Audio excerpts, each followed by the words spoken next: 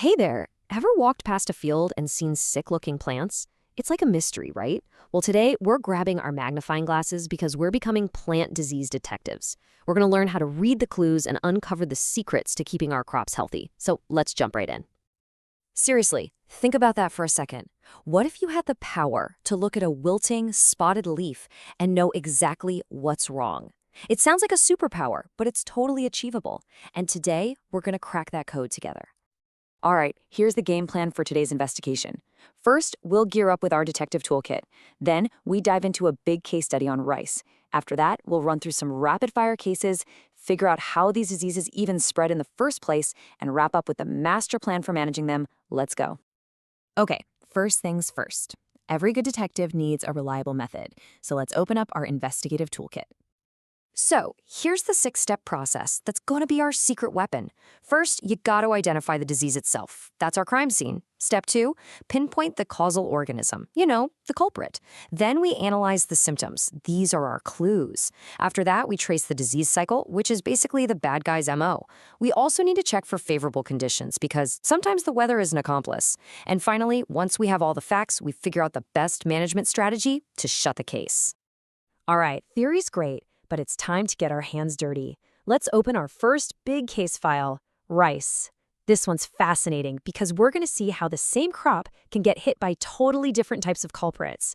We're talking a fungus, a virus, and even a simple lack of nutrients. Okay, look at this. It's like a lineup of suspects. For false smut, the cause is a fungus, and the key clue, you see this weird velvety yellow to black growth right on the grains? Super obvious. But then you have chyra. This isn't a pathogen at all, it's a zinc deficiency. The clue here is pale seedlings with yellow streaks. Totally different look. And finally, there's tungro, which is a virus. This one stunts the plant, turns the leaves yellow-orange and, get this, it uses leaf hoppers as a getaway vehicle to spread. So you see, same crop, 3 completely different stories based on the evidence. Okay, you're getting the hang of this. So let's pick up the pace. Time for some rapid-fire case files, straight from the field. Ready? Check this out. We're looking at finger millet. On one hand, you've got a fungal leaf spot. See those small, brown, kind of spindle-shaped spots? Classic fungal signature. But then a bacterial leaf spot on the same plant looks totally different. It creates these long, yellowish streaks right along the veins. The details in the pattern tell you everything. Now this one's tricky. A plant with pigeon pea wilt might just look droopy and sad. An amateur might miss it, but a real detective knows to look for the smoking gun. And here it is, a distinct purple or brown band that starts at the base of the main stem and creeps upwards. That right there is the calling card of Fusarium oxysmorum. Case closed. This next case, tobacco blackshank, is a slow burn. The crime unfolds over time. It starts small, in the nursery, with some blackening on the roots. Then, out in the field, that blackening starts to climb up from the collar region. Before you know it, even strong, healthy-looking plants just suddenly wilt and die. But the final, damning piece of evidence comes from the postmortem. You split the stem open, and you find the inside pith has turned into these brown, disc-like plates. And now for pomegranate bacterial blight. This culprit leaves its fingerprints everywhere. You'll see these small, irregular, water-soaked spots on the leaves. On the stems, you get brown to black spots that cause cracking. And on the fruit itself, you get these ugly black spots on the skin that can even split open. A good detective has to examine the whole victim from top to bottom. So, you might think one crop has one main enemy, right? Well, not so fast. Take bananas, for example. They're under attack from all sides. Fungi like Panama wilt make up a huge chunk of the problem, but then you also have bacteria, viruses like bunchy top, and other nasty rots. It just goes to show you, as a plant detective, you can't have tunnel vision. You have to be ready for anything. Okay, so we're getting pretty good at identifying the culprits, but how do they get away with it? Let's go a little deeper into the criminal underworld and see how these diseases actually spread.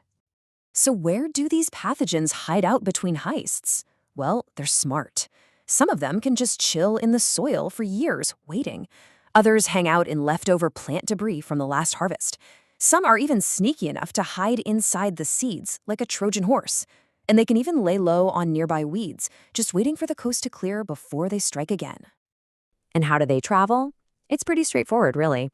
They use the elements, Wind can carry their spores for miles. A simple splash of rain can move them from a low leaf to a high one.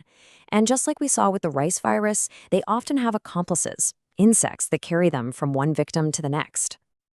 Knowing how the enemy operates is crucial. But now for the big question. How do we stop them? It's time to talk about the ultimate strategy, integrated disease management.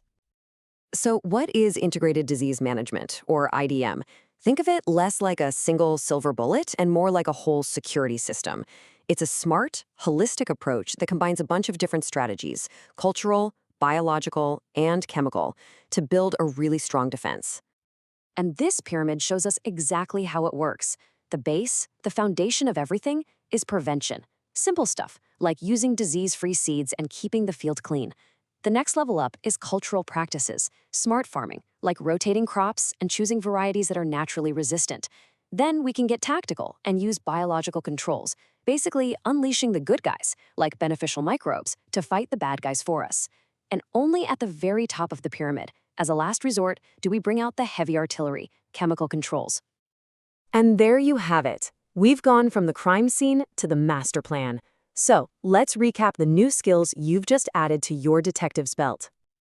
Think about it. You can now look at a sick plant and have a real shot at identifying the disease and its cause.